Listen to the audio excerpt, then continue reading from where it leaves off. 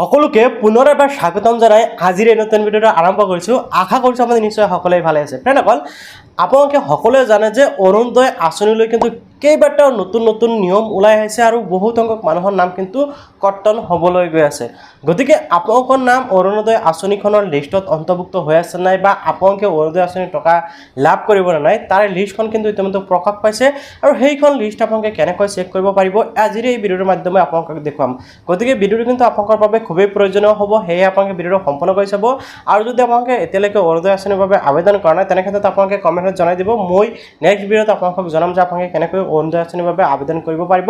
আৰু ইতিমধ্যে মই ভিডিঅ' এটা বনাই ৰাখিছোঁ, আপোনালোকে সেই ভিডিঅ'টো চালেও বুজি পাব যে অৰুণোদয় আঁচনিৰ বাবে আপোনালোকে কেনেকৈ আবেদন কৰিব পাৰিব। যাই হওক, এতিয়া মূল কথাটো হ'ল যে আপোনালোকৰ নাম অৰুণোদয় আঁচনিৰ লিষ্টখনত অন্তৰ্ভুক্ত হৈ আছে নাই কেনেকৈ চেক কৰিব পাৰিব সেই প্ৰচেছটো মই এতিয়া ভিডিঅ'টোৰ মাধ্যমে দেখুৱাম। আপোনালোকে ভিডিঅ'টো সম্পূৰ্ণ কৰি চালে নিশ্চয় ভালকৈ বুজি পাব। সেয়ে আপোনালোকে ভিডিঅ'টো লাইক এটা কৰিব আৰু চেনেলটো ছাবস্ক্ৰাইব কৰিবলৈ পাহৰি নাযাব। এতিয়া বোলক মই আপোনালোকক লিষ্টখন দেখুৱাই আছোঁ। যাই হওক, আপোনালোকে কিন্তু অৰুণোদয় আঁচনিৰ লিষ্টখন দেখিবলৈ পাইছে আৰু এই লিষ্টখন কিন্তু খুবেই দীঘলীয়া, আপোনালোকে নিশ্চয় দেখিবলৈ পাইছে। তো এতিয়া এই লিষ্টখন আপোনালোকে কেনেকৈ চেক কৰিব পাৰিব সেইটো দেখুৱাইছোঁ। লগতে চাওক, আপোনালোকে দেখিছে বহুত দীঘলীয়া এখন লিষ্ট, আপোনালোকে নিশ্চয় দেখিছে বহুত দীঘলীয়া লিষ্ট এইখন। তো এইখন লিষ্টত আপোনালোকে কি পাব বা আপোনালোকৰ নামটো চিলেক্ট হৈছে নাই বা আপোনালোকে টকাটো লাভ কৰিব নাই সেয়া কিন্তু আপোনালোকে এই লিষ্টৰ পৰা চেক কৰিব পাৰিব। তো এতিয়া আপোনালোকৰ নাম এইখন লিষ্টত আছে নাই কেনেকৈ জানিব পাৰিব সেইটো মই দেখুৱাই আছোঁ। এইটো এটা কিন্তু বহুত দীঘলীয়া লিষ্ট হয়। তো প্ৰথমতে আপোনালোকে চাওক বিষয়বস্তুসমূহ। প্ৰথমতে ইয়াতে আপোনালোকে দেখিবলৈ পাইছে বেনিফিচিয়াৰী নেম, আপোনালোকে দেখিবলৈ পাইছে বেনিফিচিয়াৰী নেম আৰু ইয়াতে কিন্তু বেনিফিচিয়াৰী নামসমূহ দীঘলীয়া লিষ্ট আছে আৰু এই লিষ্টখন কিন্তু সমগ্ৰ অসমৰ বাবে প্ৰযোজ্য, অৰ্থাৎ অল আছাম মানুহৰ নাম এইখন লিষ্টত অন্তৰ্ভুক্ত হৈ আছে। তো আপোনালোকে কিন্তু এইখন লিষ্টৰ পৰা সকলো মানুহৰ নামে চাব পাৰিব। তো ইয়াতে প্ৰথমতে আপোনালোকে দেখিবলৈ পাইছে যে বেনিফিচিয়াৰী নেম আপোনালোকে দেখিবলৈ পাব আৰু তাৰপিছত ইয়াতে দেখিবলৈ পাইছে চিলেক্টেড নেম, আপোনালোকে এনেকুৱাকৈ দেখিবলৈ পাব। দেন এপ্লিকেশ্যন আইডি আপোনালোকে দেখিবলৈ পাইছে। তাৰপিছত ইয়াতে ৰেচন কাৰ্ডৰ নাম্বাৰ থাকিব লাগিব। তাৰপিছত ফেমিলি মেম্বাৰ আছে আপোনালোকে, তাৰপাছত দেখিবলৈ পাব বেংকৰ ডিটেইলছ। ইয়াতে আপোনালোকে দেখিবলৈ পাইছে বেংক একাউণ্ট নাম্বাৰ, অৰ্থাৎ যিসকলে এপ্লাই কৰিছে সকলোৱে বেংক একাউণ্ট নাম্বাৰ, লগতে কিন্তু আধাৰ কাৰ্ডটো থাকিব লাগিব। ইয়াতে আপোনালোকে আধাৰ কাৰ্ড নাম্বাৰ দেখিবলৈ পাব। তাৰপিছত ইয়াতে আহিছে মোবাইল নাম্বাৰ, মোবাইল নাম্বাৰ থাকিব লাগিব, মোবাইল নাম্বাৰ আছে নাই দিব লাগিব। দেন ইয়াতে চাওক, এই যিটো এক্সিষ্টিং অৰুণোদয় ছাৰ্ভে আপোনালোকে দেখিবলৈ পাইছে এইটো কিন্তু এটা অতিকৈ গুৰুত্বপূৰ্ণ বিষয়। আপোনালোকে হয়তো বহুতে জানে আৰু বহুতে নাজানে। মই আপোনালোকক আগৰ ভিডিঅ'টোত কৈছোঁ আৰু ইতিমধ্যে আপোনালোকক জনাই দিছোঁ যে আপোনালোকৰ কিন্তু এখন ছাৰ্ভে হ'ব, ঠিক আছে। তো এই ছাৰ্ভে হিচাপত ইয়াতে কৈছে এক্সিষ্টিং অৰুণোদয় ট্ৰেজাৰী হয়নে নহয় এইটো দিছে, অৰ্থাৎ আপুনি যে অৰুণোদয় আঁচনিৰ আপোনালোকৰ নামত ইয়াতে যিখন লিষ্ট আছে এইখন লিষ্টৰ পৰা এটা কথা ওলাই আহিব যে ইয়াতে চাওক নো আছে, অৰ্থাৎ আপোনালোকে আগতে অৰুণোদয় আঁচনি পোৱা নাছিল, নতুনকৈ সেই পোৱা আৰম্ভ কৰিছে। আৰু ইয়াতে কৈছে যে এই যিটো এজ আছে সেইসকলে আগৰ পৰাই অৰুণোদয় আঁচনি পাই আছে, ঠিক আছে। তো ইয়াতে নতুন পুৰণি সকলো মানুহৰ নাম কিন্তু ইয়াতে কি হৈ আছে অন্তৰ্ভুক্ত হৈ আছে, সকলো মানুহে ইয়াৰ পৰা নাম চাব পাৰিব। তাৰপিছত ইয়াত আছে ডিচেবিলিটি নিউ ট্ৰেজাৰী, যদি আপোনালোকৰ শাৰীৰিকভাৱে সক্ষম হয় তেনেক্ষেত্ৰত কিন্তু ইয়াতে এই যিটো অপশ্যন আছে বিশেষভাৱে সক্ষম যিসকল আছে সেইসকলৰ বাবে কিন্তু এই অপশ্যনটো দিয়া হৈছে।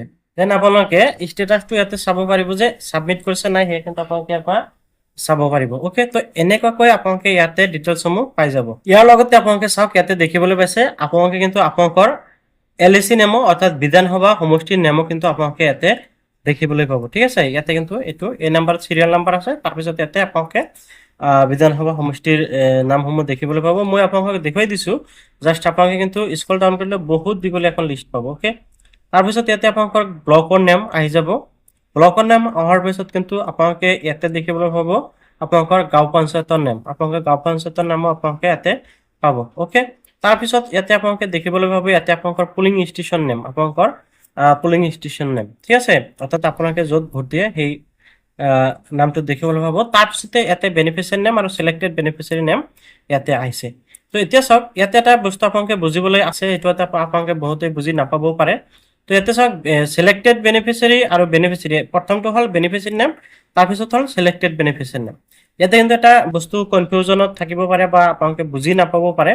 তো এই বিষয়টো মই ইয়াতে আপোনালোকক ক্লিয়াৰ কৰি দি আছোঁ, আপোনালোকে বুজি পাব। তো প্ৰথম যিটো লিষ্ট এইটো হ'ল বেনিফিচিয়াৰী নেম আৰু দ্বিতীয় যেটো লিষ্ট হেতু হল সিলেক্টেড বেনিফিচিয়াৰী নেম ওকে তো এতিয়া চাওক এই বেনিফিচিয়াৰী নেম আৰু সিলেক্টেড বেনিফিচিয়াৰী নেমৰ মাজত পাৰ্থক্যটো কি হেতু মই আপোনাক বুজাই দিছো বেনিফিচিয়াৰী নেম যেটো হেতু হল যিসকল নেকি এপ্লিকেশন কৰিছে সকলো মানুহৰ নাম কিন্তু এই বেনিফিচিয়াৰী নেমৰ লিষ্টত যেটো লিষ্ট এই লিষ্টত শো কৰিব ওকে মই ওপৰত গৈ আপোনাক দেখাইছো ইয়াতে সকলো মানুহৰ নামে কিন্তু শো কৰিব selected beneficiary name okay ইয়াতে সব beneficiary name আৰু এটো হল selected beneficiary name আৰু selected beneficiary name যি সকল মানুহৰ নেকি অৰুণোদয় আঁচনি পাব যি সকলৰ নাম অন্তৰ্ভুক্ত হৈছে বা সিলেকশন হৈছে সেই সকলৰ নাম হয় selected nameত আহি যাব দেন আপোনালোকে দেখিবলৈ পাব এপ্লিকেশন আইডি এটো কিন্তু আটাইতকৈ গুৰুত্বপূৰ্ণ আইডি হয় কেতিয়াবা আপোনালোকৰ প্ৰয়োজন হ'ব আপোনালোকৰ বিশেষ কাৰণত বা প্ৰয়োজন হ'ব পাৰে আপোনালোকে এটো চাব লাগিব আৰু এটা বিষয় আপোনালোকে লক্ষ্য কৰিব হে হল নামৰ কিন্তু এজন বা দুজন বা দুই তিনিটা নাম থাকিব পাৰে এতিয়া আপোনালোকে হেতু কিন্তু আপোনালোকে বিচাৰি ওলাব লাগিব যে আপোনাৰ নাম কোনটো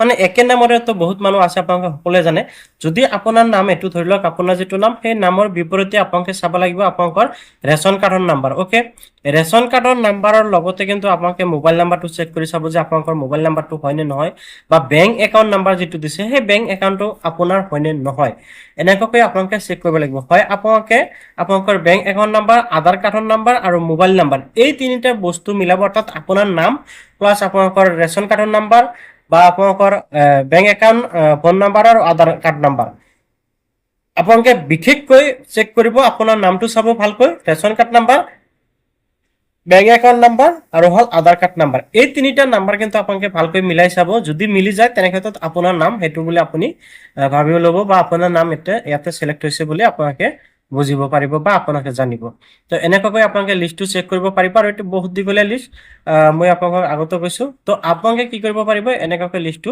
চেক কৰিব পাৰিব এতিয়া এটা কথা আপোনালোকে সকলোৱে মন কৰিব এই যিখন লিষ্ট আপোনালোকে দেখা পালে এইখন কিন্তু 3000 টকাৰ ফাইনাল লিষ্টখন নহয় এখন এটা ড্ৰাফট লিষ্ট ইয়াৰ কাম কাজ চলি আছে ইয়াৰ পিছতে এখন ফাইনাল লিষ্ট ওলাব এতিয়া আপোনালোকে যদি ভাবে যে ফাইনাল লিষ্টখন কেনেকৈ চাব পাৰিম বা আপোনালোকে যদি নিজে চেক কৰিব বিচাৰে তেনে ক্ষেত্ৰত প্ৰথমতে আপোনালোকে চেনেলটো সাবস্ক্ৰাইব কৰক আৰু আপোনালোকে চেনেলটোৰ লগতে মোৰ WhatsApp চেনেল আৰু টেলিগ্ৰাম চেনেল দুটা সাবস্ক্ৰাইব কৰি ৰাখক নিশ্চয় আপোনালোকে লিষ্টখন দেখিবলৈ পাইছে এতিয়া আপোনালোকৰ এইখন লিষ্টত যিসকল মানুহৰ নাম আছে সেইসকলে কিন্তু টকা লাভ কৰিব এতিয়া সব এইখন লিষ্টতে কিন্তু ৰিজেক্টেড এণ্ড একসেপ্টেড লিষ্ট আছে যদি আপোনালোকৰ নাম একসেপ্ট হৈছে তেনে ক্ষেত্ৰত আপোনালোকে টকাটো লাভ কৰিব আৰু যদি আপোনাৰ নাম ৰিজেক্ট হৈ গৈছে তেনে ক্ষেত্ৰত আপোনালোকে টকাটো লাভ নকৰে গতিকে আপোনালোকে আপোনাৰ নাম যদি বাই চান্স ৰিজেক্ট হৈছে তেনে ক্ষেত্ৰত আপোনালোকে আপোনালোকৰ গ্ৰাম পঞ্চায়ত অথবা আপোনালোকে ব্লকত গৈ হেয়া শুধৰণি কৰিব পাৰিব বা যি কাৰণত ৰিজেক্ট হৈছে এই কাৰণটো আপোনালোকে শুধৰণি কৰিলে বা তেনেকুৱা ডকুমেণ্টছসমূহ দিলে কিন্তু আপোনালোকে অৰুণোদয় আঁচনি টকা ৰেগুলাৰলি পাই থাকিব যেনক এতিয়া কথা হ'ল যে অৰুণোদয় আঁচনিলৈ কিন্তু